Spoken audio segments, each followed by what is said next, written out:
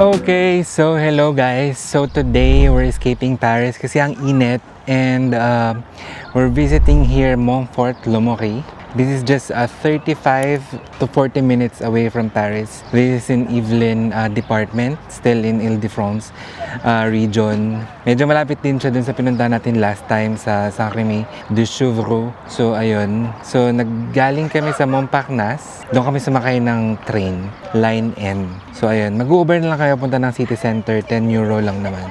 So yun, let's go and let's see what we can find here. Ito na yung aming Uber. Je te glisse entre les doigts. Je te glisse entre les doigts. Je te glisse entre les doigts.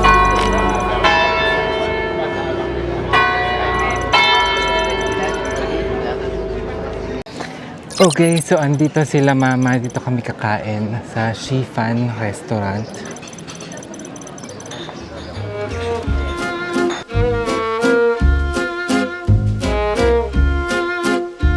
The restaurant is giving. This is a Thai resto.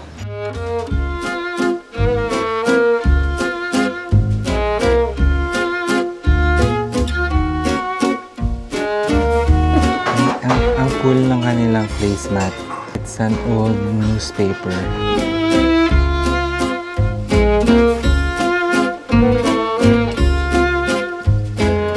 Welcome to Montfort Lomorie. Okay, so basically this is Montfort Lomorie. This is at the Yvelines region of France. It's 72, if I'm not mistaken.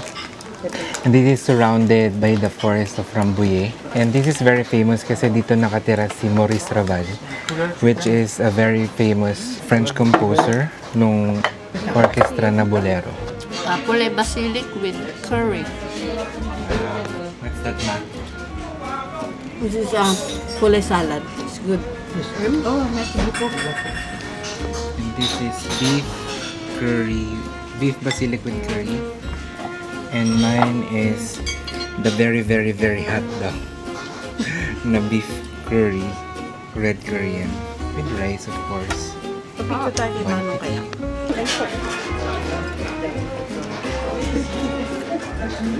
Maharap. Piraso lang kinuha ko rin. Bon appetit. With curry din dyan, Joy, ano? With curry din yan. Yeah, hindi ko na inubos yun kasi puro sili. Pero masarap. Gusto ko yung mga art nila dito. Very contemporary.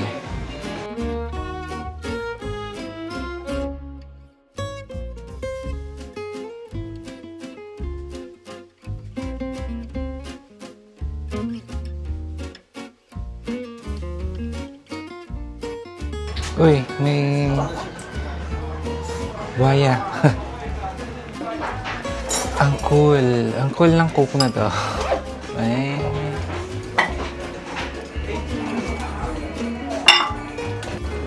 May isang maliit na buhaya din dito. Ito yung skeleton ng buhayang malaki. Saka ang kanyang buhayang maliit. Okay, so tapos na kaming kumain. And this is actually the city center or the centerville of Montfort Lomorie. And this is their church. So we're going to visit that in a while. Ito lang yung kinainan namin. Chiffon. Ayan, masarap, masarap.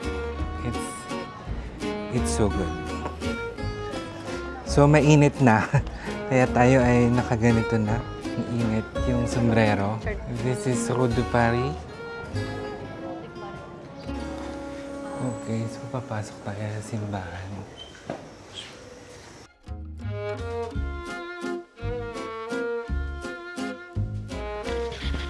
So I think it's under restoration. And this is their church. Ang ganda pa din ng mga design ng kanilang mga stained glass. So this church is Église Saint-Pierre.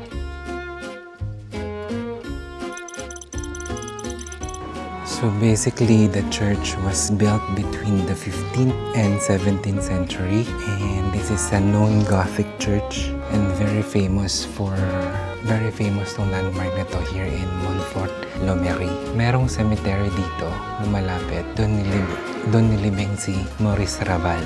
Let's see if we can visit that in a while. So as you can see, it's a very old church. But still, they're really trying to restore the church. So, as you can see, itong mga black na to, those are stone carvings here na famous din sa church na to. I think that's the Station of the Cross. And ang kanilang organ pipe, ayun. Yan. Din silang mga half-timbered houses dito. Reminds me of Rouen. Okay, so the town actually remind me of Versailles and Giverny. Medyo parang ganun yung vibe. Pero it's a less touristy and much calmer yung lugar. Aakit na naman kami ng Chateau yata. So this is, we're going to Les Tours d'Anne de Breteuil. This is a famous medieval castle overlooking. So ayun, bakit na naman siya? Okay, so this castle pala is just, ruins of the old medieval castle na ni Queen Anne of France. And this will show a very nice viewpoint of the overlooking of Montfort, Lomery. So let's see. Ay, nakakapagod. Hindi mo siya ganun kataas gaya nung Chateau de la Madeleine sa Saint-Rémy de Chevreuse. But still, uphill pa din. Kaya may konting hingal. Oh, wow. Patikim ng Montfort. Ayan sila mama, ayan sila tita, ayan si daddy.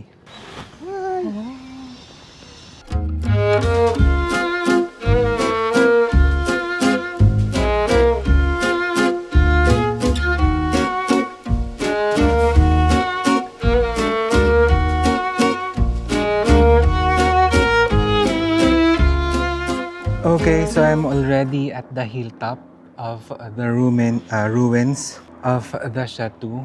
So just imagine, centuries ago, one of the most famous French queen was actually live here, which is Queen Anne of Brittany. And ayan lang naman yung view. S'évapore dans l'univers sans Endless retour, tu me greenery. laisses sans foi.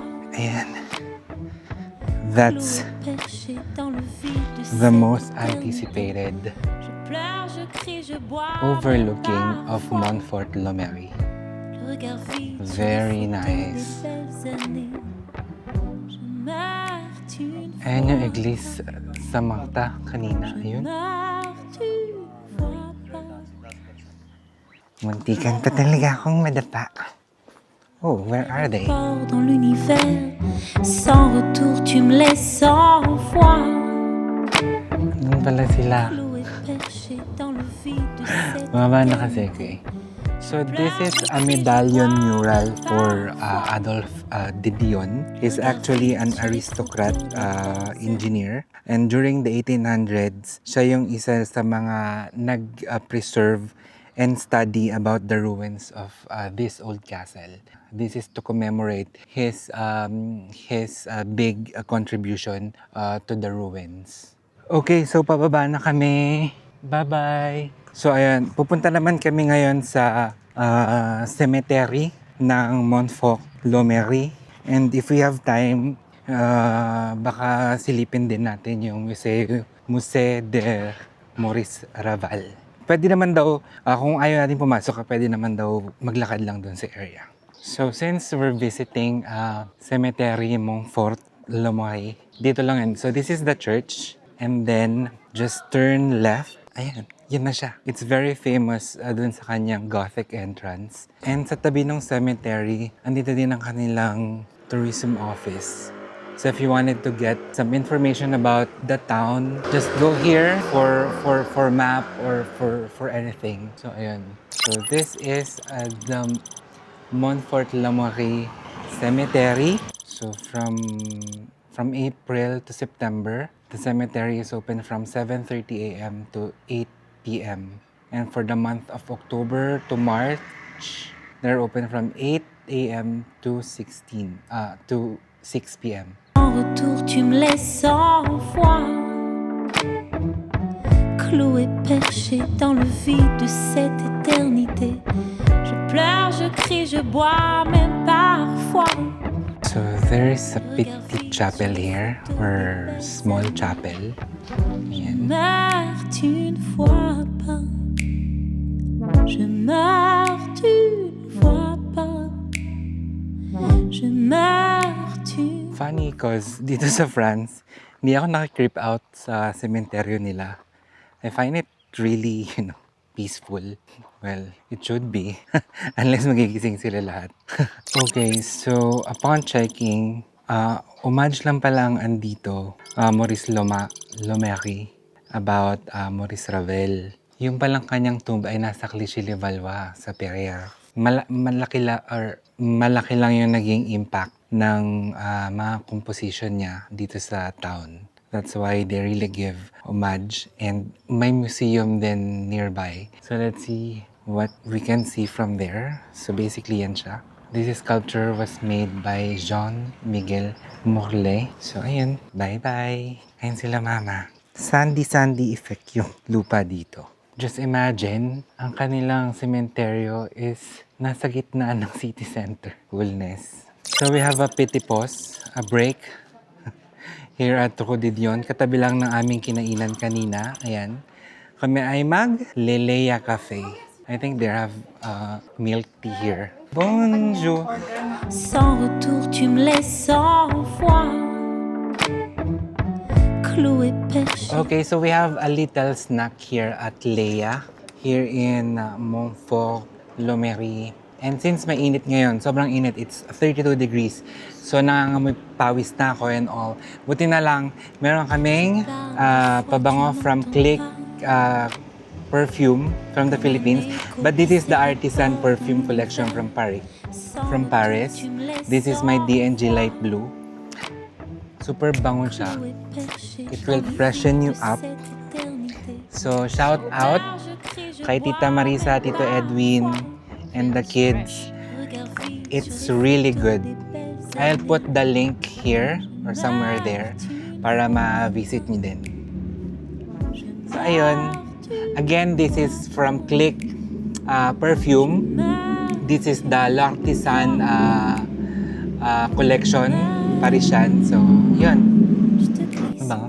Yes. Gusto mo? Of course. Kasi nakaregalo ko na sa'yo. Merci. Isa na namang Pilipino ang makakaangat sa bango. Je te glisse entre les doigts. So, ayan yung bahay ni Maurice Ravel.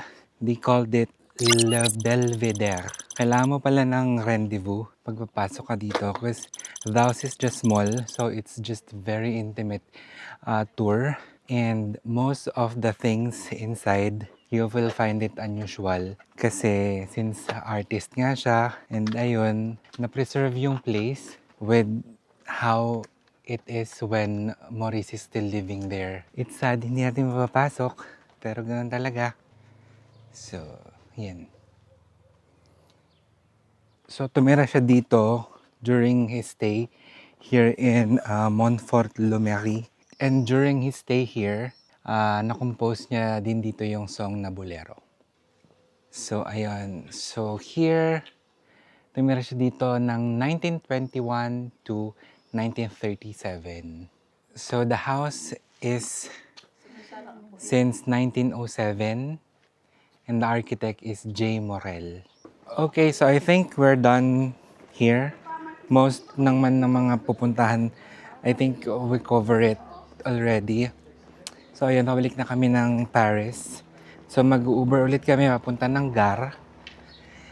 And ayun. Ayan ang Le Famille.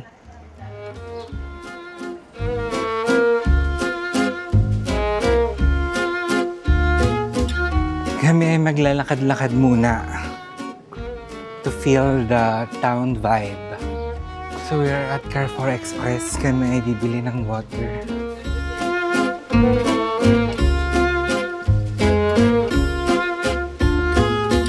That is their Hotel de Ville. Just within the town center.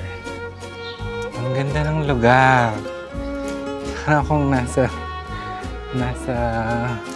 medieval ages na meron lang magagandang car.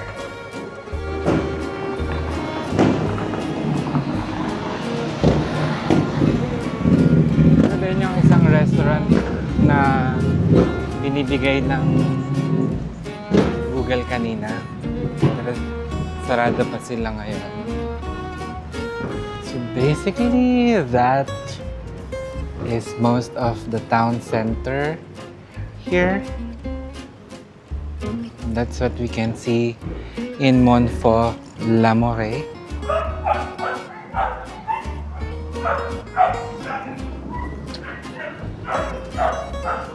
So ito pala yung harap ng kanilang Hotel de Ville or yung kanilang munisipyo dito sa Montfort, Lamoré.